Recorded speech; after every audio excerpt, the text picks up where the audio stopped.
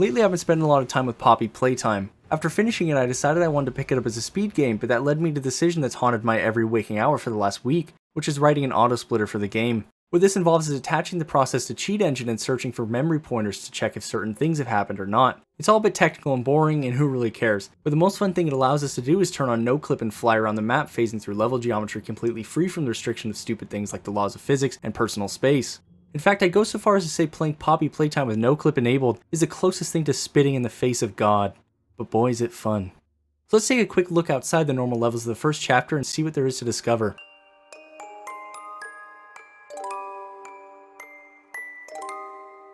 Starting off in the lobby of Playtime Co, we can move out and see the entrance to the factory with some basic textures, but looking to the left you can see that large portions of the level aren't loaded. They're just some persistent objects such as the crane, or the right extendo hand, or a buttload of lights just hanging out for whatever reason. But just about everything else is loaded in on demand using a level streaming system which is fired when the player completes certain tasks or hits a collision trigger. There's also all these large primitives in the general shape of the level, which I think were probably there since very early development to help build and put the world together.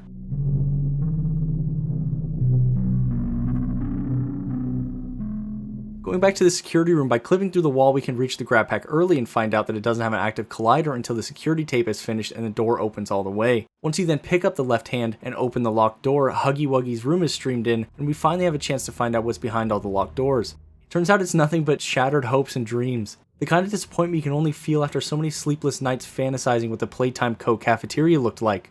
It's a bit smaller than expected.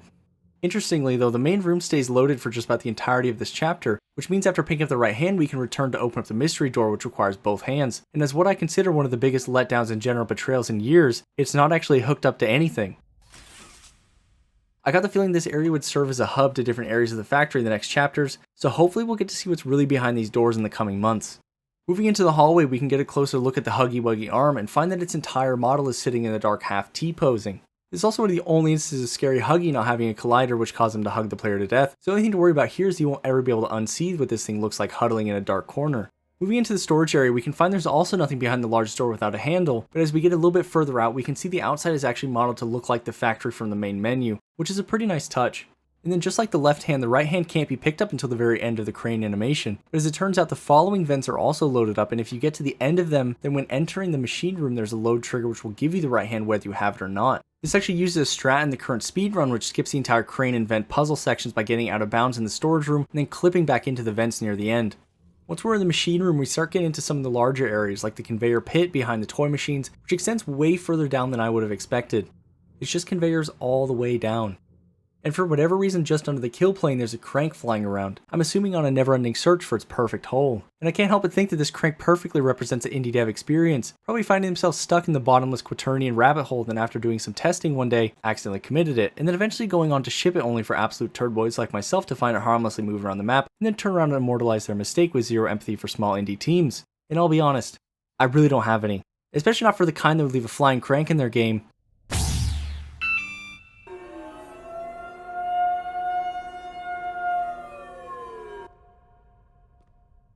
I mean, I'll step on anyone's shoulders even if it gets me one single view.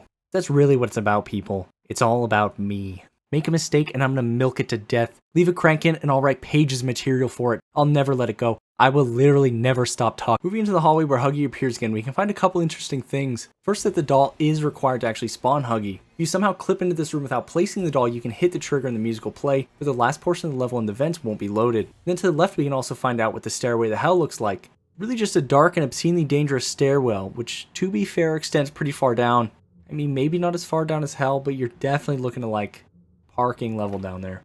I was also surprised to find that Huggy wasn't already spawned in and waiting to be triggered. By going through the black wall, we find that we're just in the hallway, which leads right back to the original hub room.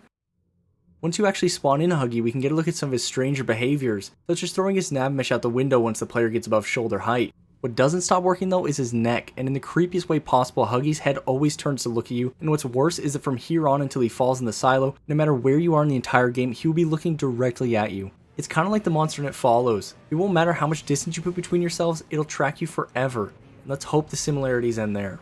Moving on to the vent chase sequence, we can see that the entirety of the vents are loaded all the time, including the doors which slide into place blocking the player. But again, the more interesting thing has to do with Huggy, or I guess in this case Huggies, because each instance where he makes an appearance, he already exists and is just waiting to be activated. But like the hallway Huggy, they don't have kill colliders until triggered, so we can get really close and get a good look at him.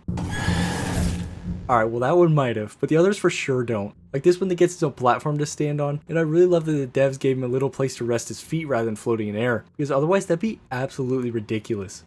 Talk about immersion breaking. But it also means we can walk around his model and get a better look at the start of its crawling animation, and it even looks like some primitive cylinder meshes made it into the final model, hidden up inside that thick high poly bod. From the platform, it's also perfectly safe to get a closer look at his face and adorable bow tie. What is that, like a light blue or something? Maybe like a teal? Yeah, I think teal. Back in the vents, we can also see the Huggies on rails in every section, so by getting behind him you can actually follow him all the way to the end and watch him despawn while he stares you between his legs. And then finally moving on to the end of the vent chase, if we follow Huggy down past the bottom of the silo, we can actually see he stops falling at some point, but instead of despawning he just hangs there.